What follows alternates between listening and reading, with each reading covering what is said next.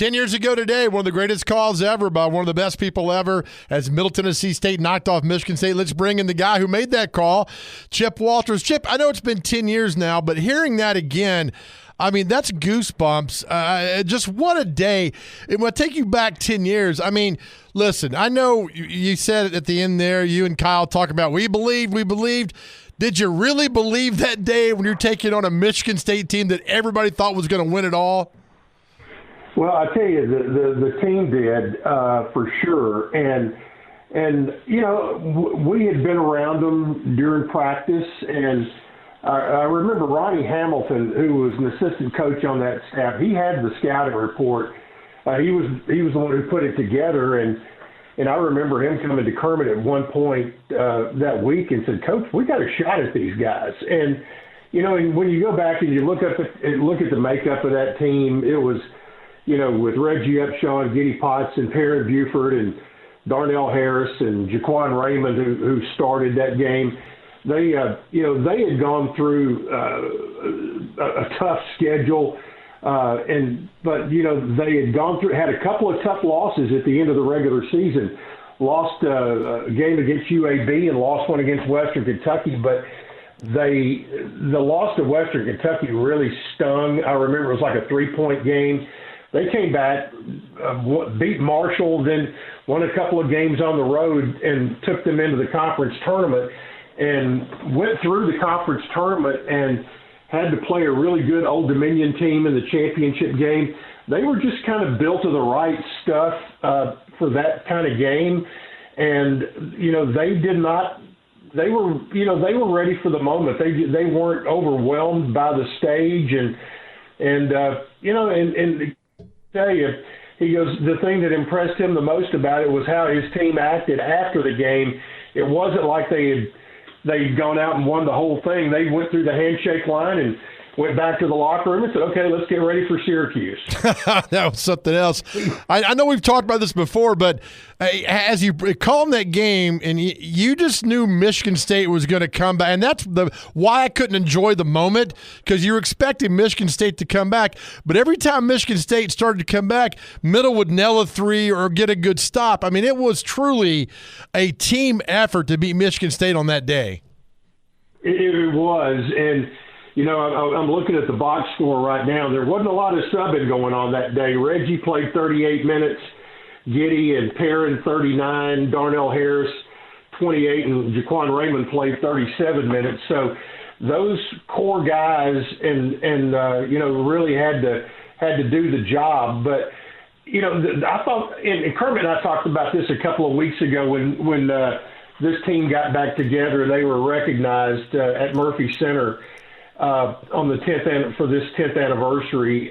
And, you know, it seemed like from a mental standpoint that Michigan State never got the lead. You know, it was tied one time, but it was one of those things that was like, you know, boy, if they ever got the lead, that would kind of deflate the basketball a little bit. But I just thought, you know, Middle was just super tough that day. And, you know, there's a great, you've seen it 100 times, the picture of Reggie's dunk at the end, and that play, if you remember, there was a block shot or a steal, I can't remember which, that Jaquan Raymond got, and this is kind of the play that sums up that group. Is the ball touched all 5 players after Jaquan got the ball. It touched all 5 players, never touched the floor, and ended up with a dunk in Reggie's hands. So it was that was kind of the quintessential moment. It was the exclamation point, the cherry on top, whatever you want to say. But, right. But that play kind of summed up that group and that year. We're talking to Chip Walters, voice of MTSU, I think the best voice in college athletics. He was on the call 10 years ago for this MTSU game. Hey, something's not talked about a lot, but you were there. What was the next 24 hours like for you, for Kyle, for Chris Massaro? I mean, for everybody involved, what was going on? Because it truly was, Chip. I mean, that's all anybody was talking about for that next 24 hours. Well, it was, you know, nobody wanted to talk to me and Kyle, but you know, it was the arena and the hotel were close enough to where we could walk. And so it was like 3 or 4 blocks. So after the game, walking down the street, and there are people who are coming in for the next session, they see you wearing blue or whatever, and they're, hey, go Blue Raiders, that kind of thing, and all of that. Kermit talked about how, obviously he just got blown up, but by, everybody in the media, and he talked about how Marty Smith from ESPN, because CBS had the rights, ESPN couldn't be inside, that Marty Smith texted him, begging him to come outside the door so they could do an interview with him. And, he was able to, he and Reggie went outside and did the interview. But, I think the university had an analysis of, because if you remember, that game was the Friday afternoon game that was the national game on CBS. So it was Friday afternoon. People were off work, taking off work, that kind of thing. So there were so many eyeballs on that. But the university got a media analyst to kind of add up, what was the media value of all the coverage that came from that game, and it was like $3.5 million worth. If they were going to buy that kind of advertising, right. That's how they looked at it. But it was crazy that, but the thing was, the guys just, the team was really the ones who set the tone, the guys themselves. And, they set that tone at the end of the game, because they didn't get overexcited. They were very businesslike and got back to work and knew that they had a huge challenge trying to deal with the zone that Syracuse was going to throw at them. And when you think back on it and you look at personnel versus personnel, that kind of thing, right, that the Michigan State matchup was probably a better matchup than Syracuse, simply because of the way that the Syracuse team was built and how long they were and how tough they were with that zone and middle, really that clogged up the inside and it was hard to make a living with the 3-point shot against Syracuse. So that being said, it was, the fans, of course, were going crazy, and the ones who weren't there on Friday, were on the interstate back to St. Louis for the Sunday game. But it was an incredible time, and part of it's still a blur. But sure, I think back to my freshman year in college, and that just happened to be the year we beat Kentucky at Vanderbilt, and that was all kind of a blur as well, because you played Kentucky on a Thursday night and came back on Saturday to play Louisville at Memorial Gym. So, those are just things that, I hope I never lose those memories, and it was just a real honor to be there and be part of it that day. Chip Walters is on the line with us here on the Chase McJoe Show. Chip, looking at this year's March Madness bracket, what team do you see being the next MTSU when it comes to those top seeds? Boy, I'm not. It's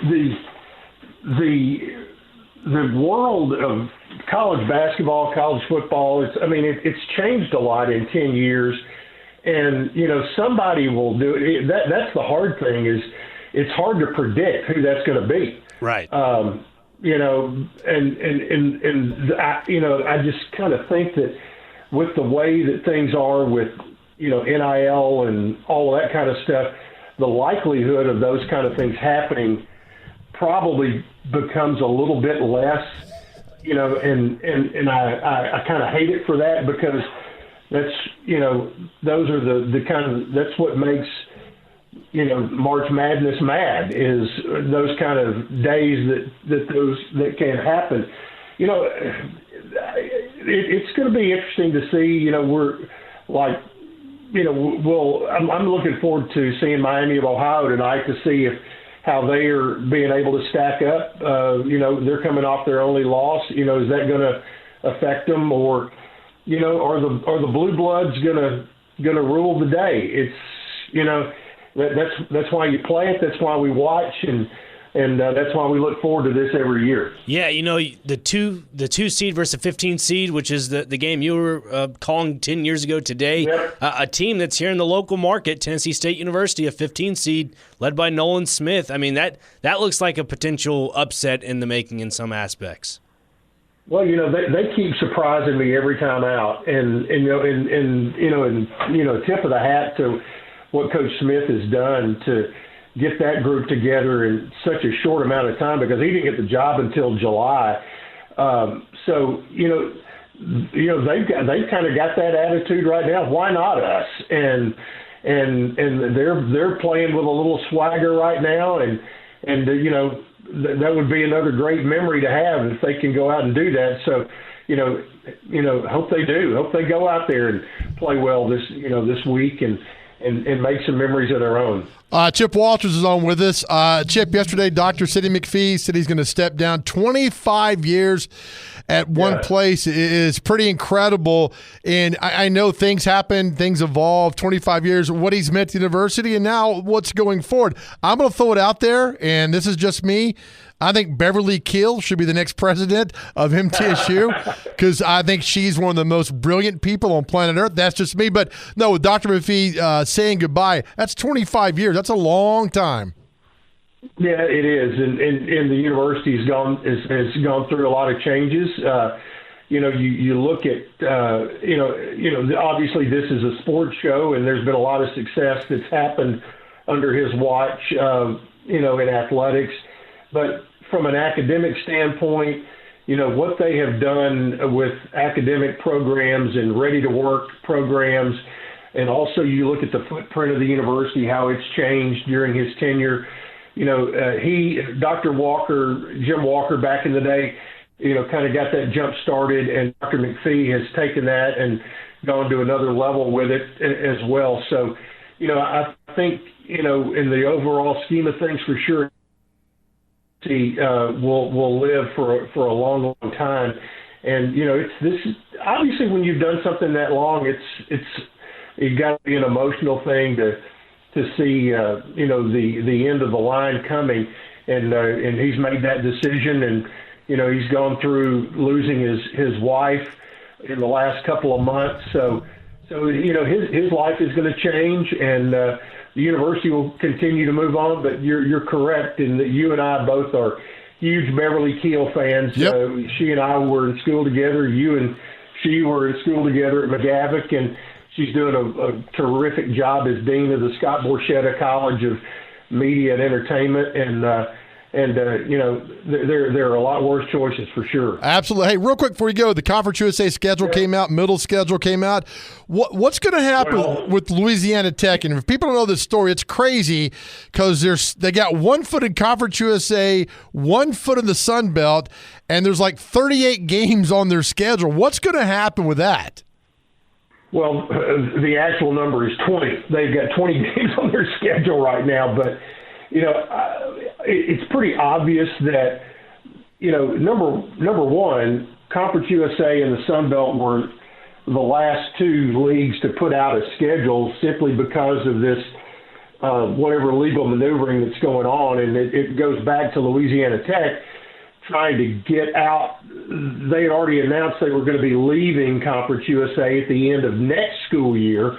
Now they're trying to get out a year early, and there's a financial penalty to that. I don't claim to know all the ins and outs of the legalities, but obviously there are lawyers involved, and that's why both leagues all of a sudden put a schedule out, last Thursday night or whatever it was, right, Thursday or Friday. And so it will be interesting. There will be some money change hands somewhere. And if you remember a few years ago, this same sort of thing happened, and Conference USA ended up, because of fluctuation in memberships, had to put out a second schedule. And that's going to be, if I was to guess, that would be what would happen. I would, if I was going to put all those games in my calendar, Joe, I would do it in pencil right now, right, not in ink just yet, and to figure out where we're going to go. But I think our our non-conference schedule is going to be pretty set. But then, is it going to be? It's just as simple to plug one other school into all those openings. I don't think it's going to be that easy. So I'm sure they've got one waiting in the wings and just waiting to see how this all plays out. But it's certainly it's a little bit of a soap opera. It is. Chip, as always, man, appreciate you. Love you, man. Thank you for all you do, and we'll talk to you soon. All right, thank you, man. All right, Chip Walters, voice of MTSU 10 years ago today. Wow, with MTSU knocking off Michigan State. All right, we'll take a break. We'll come back. This is the Chase and Big Joe show right here, brought to you by the beautiful Omni Nashville Hotel on 102.5 The Game. Back here on the Chase and Big Joe show, 102.5 The Game. Dr. Crane, Nick Frazier, Big Joe Dubin, and Brandon Bigsby, Brando, behind the glass. Brando. Coming back from good old Chip Walters, the voice of the MTSU Blue Raiders. Great insight from him. It was great insight. Buddy, what are we doing tomorrow night? We're going to the Nashville Predators game is what I think we're doing, right? That's right. Why is that? Because the Nashville Predators are 2 points out of a playoff spot. It's a wild card spot. Big game tomorrow night. Massive game. Massive game. I know you're a big hockey fan, Joe. Huge. But at the end of the segment, we will be giving away some tickets. Let me correct you there. I'm sorry. I'm a huge Nashville Predators fan. Right. Overall, the NHL, don't really care. Predators, I care. Look, it makes sense in my mind. Like, I'm not going to watch the Sharks play the Winnipeg Jets. Not a fan. I'm going to watch the Nashville Predators play 82 games. Right? Does that make sense? It does, but why would you not want to watch good hockey elsewhere? Because I love the Nashville. I care about the Nashville Predators. That's my time is on the Preds. Okay. So we're going tomorrow night because it's a big-ass game. We're going. Massive. Right? Massive. Yeah. But no, the Preds, they take on the Seattle Kraken. You said Winnipeg Jets. Excuse me. They won last night against the Winnipeg Jets 4-3 in a shootout, and that was a fun game to watch. I was kind of simulcasting on my screen last night, Joe, watching the MLB, or not MLB, but WBC and the Preds game. Right. Just back and forth. But overall, no, the Preds played a good one last night. They got 2 points, and they got to close the gap now. That's the big point, is they have to close the gap. Who made the I was asleep, but who made was it O'Reilly that made the goal? Ryan O'Reilly. Yeah. Ryan O'Reilly. No. Big fan? Hey, yeah, a massive fan. Didn't know he was an artist in some aspects, not actual artwork, but for music. I don't know. He's a part of like a kids band. Just score goals. That's great. Be all the bands you want, just score goals. Get in the playoffs. Right? That's all I care about to do that. I think a lot of Nashville Predators fans, there's been that giant divide of, all right, just break it down to the studs and just rebuild, start from ground zero. Right. There's other people that are, I'd say I'd include myself, maybe you. I don't know. I've been on this train since November of just saying this team's going to make the playoffs regardless of whatever team they put out there. You've been very adamant about that. And I think they will. I think we're all on the same page now. That if they can win tomorrow night, they are definitely one of those teams that can make it in there for sure. There's I forget what comedy show it was about. They tried – it wasn't The Office, but it was a show where, they kept trying to get this guy to leave. Every time he turned around, he'd end up being there. It's like, I thought you left, and he keeps showing up. That's the Preds in the playoffs. Yeah. They're done. The Simpsons? No, they're done. No, it's like a real thing. They're done, and they just keep showing up. If they get in the playoffs, we asked Greg Wyshynski about that. I mean, does Barry Trotz get the right to beat his chest? Absolutely. Yeah, right? I said it a couple weeks ago that if Barry Trotz got everybody into this, he can get them out of this. I hope. Because he's the one that made all these moves. And again, it was kind of the moves that were cut from a different cloth. It was just different. He went unorthodox method of just signing all these guys to long-term deals and saying, hey, we're going to do it this way. It's like my way or the highway. And I was cool with that. I think it was an aggressive approach. A lot of people at the time being were like, yeah, this is great. This is something different from the Poyle era. This is something different from what we've done in the past. Yep. Let's stick to it. Sure, it hasn't worked out the way people thought it would, but yet they're 2 points out of a wild card spot. And let's be honest here. Be honest. If you look at that, that division with Dallas, Colorado, and Minnesota, thank you. Not too far off. 94 and 91 points. That's the separation from first to second. Yeah, not too shabby. So are you giving something away? Yes. What are you giving away? I was just getting adamant into the conversation, Joe. But yes, you are. We are going to give away some Preds tickets. So caller number. Let's go 4. Caller number 4. If you are caller number 4. Which game is this? For tomorrow night against Seattle. Way. Is it really? Yeah. It's Okay. for tomorrow night against the Seattle Kraken. So it'll be a fun one. Puck drops at 7. So if you're caller number 4, you'll be the lucky winner. So What's the number? you can 615-737-1025. Brandon Bigsby will answer that phone and he'll say, hey, you know what? You're the lucky winner, number 4. So caller number 4, 615-737-1025. You're going to hang out with. You're not going to hang out with us, but we might see at the arena tomorrow night as we go down there, and it's a Maybe huge an game. autograph. That arena needs to be packed and loud because this hockey team is still fighting, and I absolutely love it. All right, we come back this weekend. Something very cool is happening at one of our favorite places called the Putting Zone. ESPN is coming to town for the World Indoor Putting Championship. I think that's correct. Yeah. That's going to air in July or August. This is a big deal, and we want to get you guys all the information about this. So we'll talk to the owner of the Putting Zone coming up next right here. This is the Chase and Big Joe Show on 102.5 The Game. All right, welcome back to the Chase and Big Joe Show here on 102.5 The Game. Big event happening at the Putting Zone this weekend, one of our favorite places. ESPN's coming to town for this event with the National Putting Tour. If you've never heard of this, it is fascinating to what's happening over there. We got the owner coming on with us now, Bill Ricigliano. Bill, good afternoon. Thanks for doing this. How are you, buddy? Hey guys, how are you? We're going crazy over here. Everything's great. I love it. Explain what's going on Saturday and how people can come, be involved, and watch this. Yeah, so Saturday, March 21st at 3 o'clock in the afternoon, we are hosting the largest professional putting tournament in North America. Right now, we have the deepest field of professional putters ever assembled before for a tournament. Prize money has reached $26,500 with a $10,000 first place check. And we've got close to 100 entrants between amateurs and professionals. So it's going to be wild. The professionals have been here all week practicing and mapping out the course. It is a sight to see, I will tell you. I love it. And disclaimer again, we did the day we were over there. This is not mini golf. There's no clown's mouth, no windmill. We did the course. I mean, it is perfect. And this is professional indoor putting, which is kind of taken over. All right, so Saturday, spectators are invited, correct? Yeah, for you can reserve a spot at one of our tables in the Dogleg Lounge for $20, or you can reserve a seat around the course.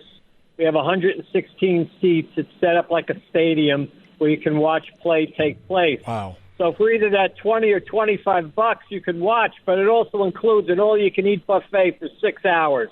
So what a deal, right? $25 eats your heart out. Heck yeah, it is. I love to hear that, Bill. One, because when we were there a few weeks ago, I found out that you were the one that was behind the design of the course. You were the one that put up all the rocks on the rock wall there. You're a man of the people. I love the thought behind your entire process with this. My big question is, when it comes to the tournament, are you going to allow broomstick putters, or is it all mallet putters? You can put any kind of putter you want. Some of these guys have putters that they've had for 50 years, and you bring your putter. These guys are bringing their own golf balls, too. So they're kind of fickle in what they do, but it is a fascinating endeavor to watch these guys. They have books in their hands. They map out the course. It's a fascinating process. I'm very excited to be able to watch these guys do their craft. And right now, as the largest putting tournament in North America, we basically are, and Nashville now is, the putting capital of the world. I love to hear that. And again, looking at the mapping out of the course, you have the white dots in the fairways and near the front parts of the green. Do those apply to this tournament or no? Absolutely. We have to keep the integrity of the course and the way that it's played. This is the world's first 18-hole, par 72 professional course that's ever been built, and it's the only one that exists in the world right now. It's not a miniature golf course. There are no clown heads or windmills. This is pure putting. A low handicap, even a pro golfer will definitely be able to come in here, enhance their skills putting, when they get out on the course. Putting is 50% of your game, and nobody has really ever addressed it in a structured format like this. There are about 5 or 6 different putting tours out in the United States and in the world, but they only play on miniature golf courses. So this is brand new for them. As I said, they've been here all week practicing, and they will continue to be here for the rest of the week up until the tournament on Saturday. Bill Ricigliano is with us. He's the owner of the Putting Zone, theputtingzone.com for more information about what's happening this weekend. Bill, when ESPN approached you and they wanted to do this, I mean, what a moment that had to be for you, right?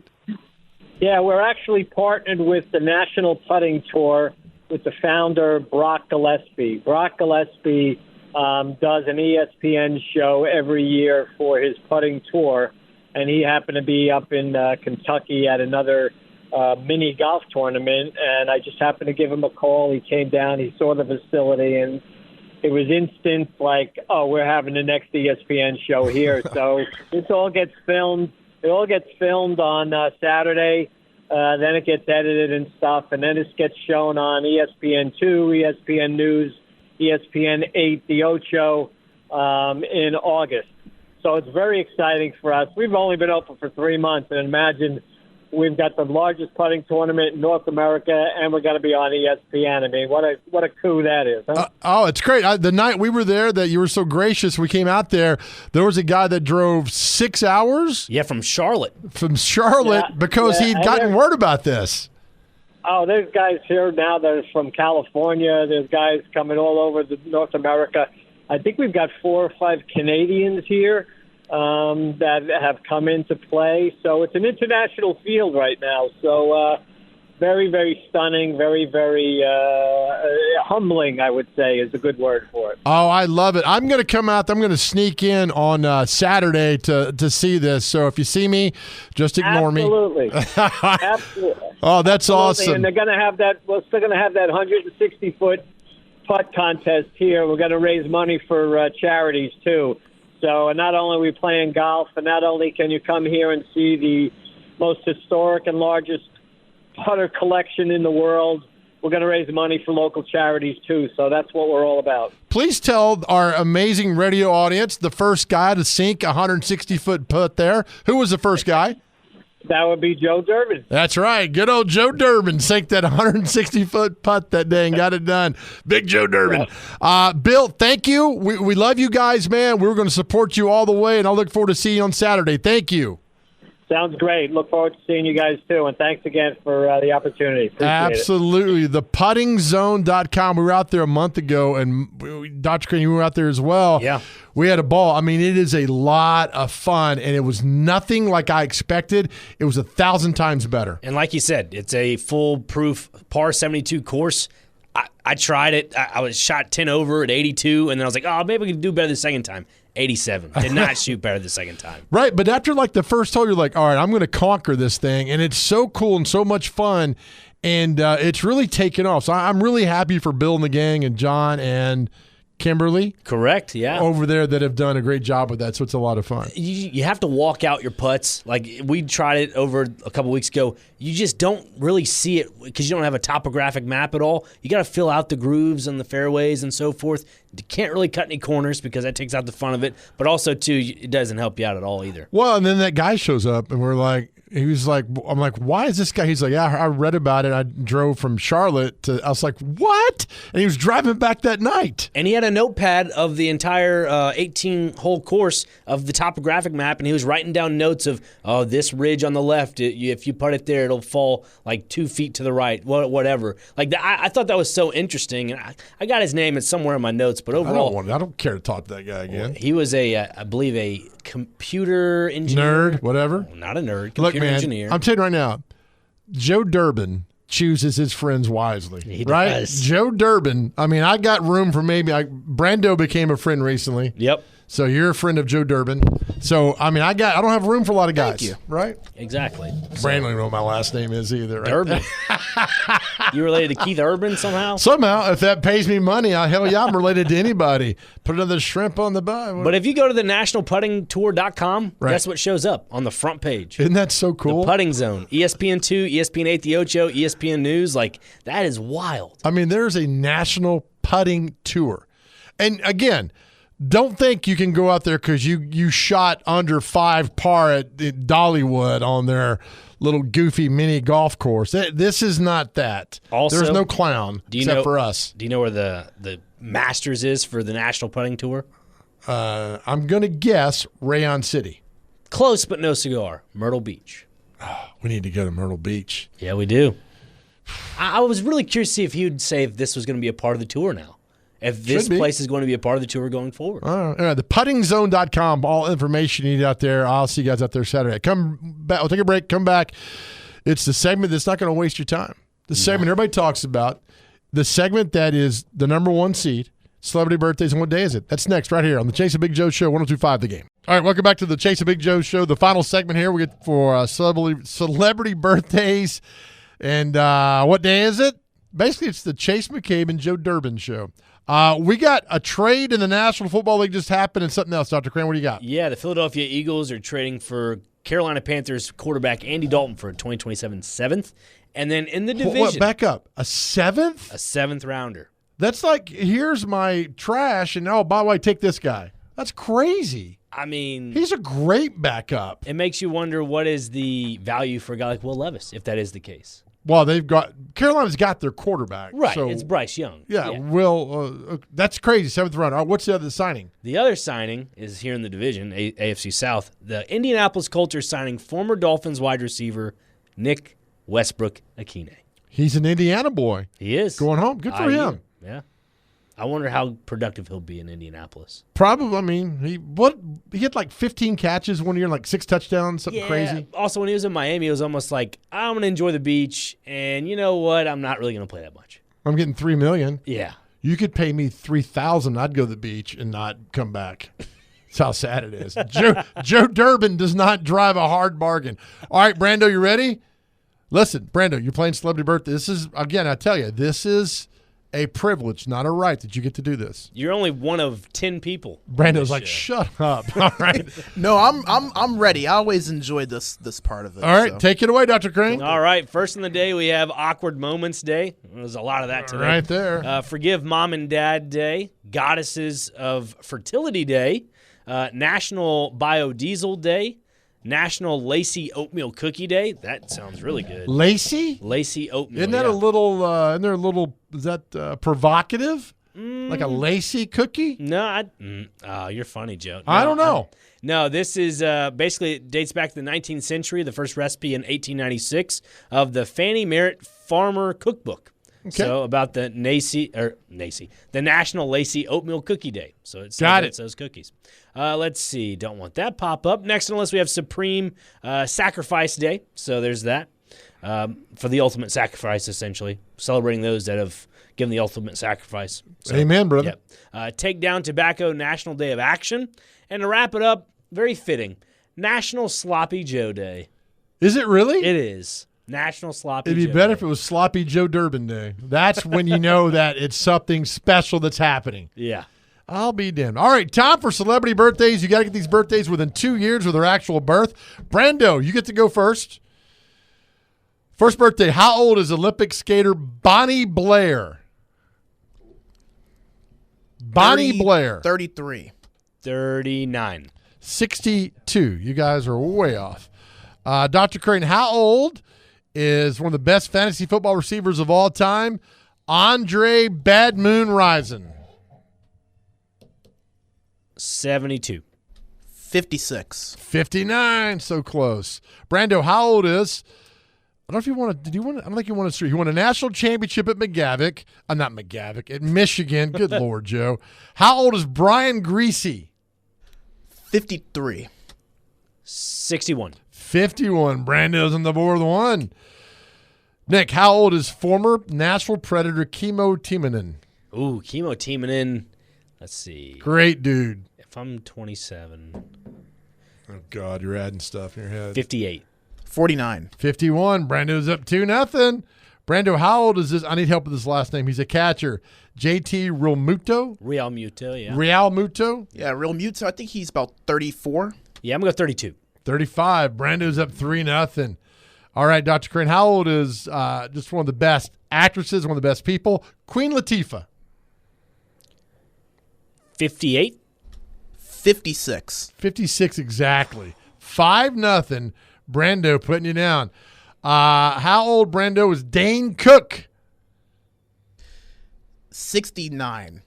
71. 54. Do you even know who Dane Cook is? I do not. Dane Cook, pay-per-view, 5 minutes. Let's go. He's a comedian. That's from Step Brothers. Dr. Crane, how old is Adam Levine, your favorite singer from Maroon 5? No, not my favorite singer. You're something else, man. 44. 49. 47. Brendo's up 6-0. I love this. All right, Brendo, how old is actor Jeffrey Owens from The Cosby Show? He was married to the oldest daughter, Jeffrey Owens. He's the one they found homeless. Yeah. Turned his life around. Let's say 63. 67. 65. That's a push. Dr. Crane, how old is TV personality Mike Rowe? 70. 75. 64. Brando, how old is singer-actress Vanessa Williams? 48. 55. 63. Dr. Crane, how old is singer Philip Sweet of Little Big Town? I don't know if he's the dude with the hair or the other dude. That really clears it up. You're for welcome. Me. 54. 58. 52. You're on the board. It's now 6-1. Brando, how old is singers Evan and Jaron of Evan and Jaron, the band? 70. 62. 52. Got a few more left here. Okay, let's see here. That might be it that we got for today. Brendo's up 6-1. I'm trying to find a few more here. If we can have this out here. Brando, how old is famous jazz guitar player Bill Frisell? I'll be honest, I don't know who that is. Well, he doesn't know who you are either, so guess. 81. 88. 75. You almost got it. Nick, the composer of the Broadway show Chicago, John Kander, and he might get a special award because of this show, because of what he is. When did that come out? Chicago? Yeah. I don't know. The Broadway play. I'm telling you. 81? 72. He's 99. Wow. That might be the oldest birthday we've had on here. God bless him. 99. Can you imagine living to 99? I met my great uncle. He was 97 at the time. He ain't 99. No, he's not. My Nana was 99. Yeah. So. Your Nana was? Yeah, she She was. passed away at 99? Yeah, this past year. Oh, I'm sorry, buddy. It's okay. 99. 99. I can barely get out of the chair at 57. At 99, just It's a lot of hot yoga. All the things you see in 99 years. Right? I mean, think about your Nana, right? She was born in, 1927? Yeah, 1927. The Depression, World War II. I mean, the cell phone. Did she know how to use a cell phone? She did, actually. She did. She would call pretty frequently. It was impressive. Did she know how to text? No, that was a little bit too much for her. Okay. She texts like, what up, fools? She could email, though. She could email. Oh, Hey. look. That's the best Nana ever, man. That's Yeah, awesome. She was awesome. Love her. Anything else you want to add for today's show? No, I think it was a good show overall. We'll be back tomorrow. We will not be back here tomorrow. Not here, but somewhere. Where are we going to be tomorrow? Jelly rolls. Downtown. Yeah. It's a truncated show. Isn't that a word for like? You're going to have to explain that to me. It's like it's condensed a little bit. It's like we're there, but we're not going to be. We're there, but it's not a whole show. Yeah. It's like one of those, I'd say, big old PVC pipes, the ones that are like the accordion style that you can, get for your drain pipe. You just scrunch them a little smaller. What the hell analogy is that? I'm just saying that's what comes to mind. I'm telling you, Joe, my brain goes in a lot of different places, and I wish I could travel like my brain. I didn't know what a PVC pipe was for years, and a guy tried to fight me. He pulled a PVC pipe out of the back of his truck. It's like 30 years ago. And I'm like, if you swing that, I'm going to take it from you. I'm going to beat you. They make great potato guns. Do they? Yeah, oh, yeah. A PVC pipe? Okay. Yes, absolutely. Shows you what I don't know in life. Oh, look, I'll tell you, if you get a big old PVC pipe, put a backside of it, make a little button on it, and that thing goes to the sky. Okay, I'll take your word for it when I get sued from somebody for making a potato gun. No, it's just for fun. We'll do it for 4th of July. Okay, all right? we'll get that. Hey, again, thanks for everybody joining the show today. Chip Walters, Bill Ricigliano, Tim Hasselbeck. We really appreciate you guys for doing this. A lot of really interaction for our question of the day. The single greatest line ever in music. We appreciate you guys and everything. Hey, tomorrow we're at Jelly Roll because Vanderbilt basketball is going to start at 1:45 tomorrow pregame. So we're downtown on Thursday, and then Friday we'll be at Boom Boz in East Nashville. So stop by and say hi if you want to. Again, as we leave the show every day with our message to mental health for guys, please go to therapy. Please go to therapy. I need you to go. I know the demons sometimes, they keep knocking and they'll call you and they'll text you. Just ignore them, right? Ignore them. Go to therapy, talk to friends, reach out, get closer to God. We need you here. Our world's a better place because you are here. And I'm telling you, you might not know you're doing a great job, but think of all that you've been through and you're still here. That's powerful. Know that we love you more important than anything else in this world. Please know this. It gets me through every day. Please know how much God loves you. See you guys tomorrow.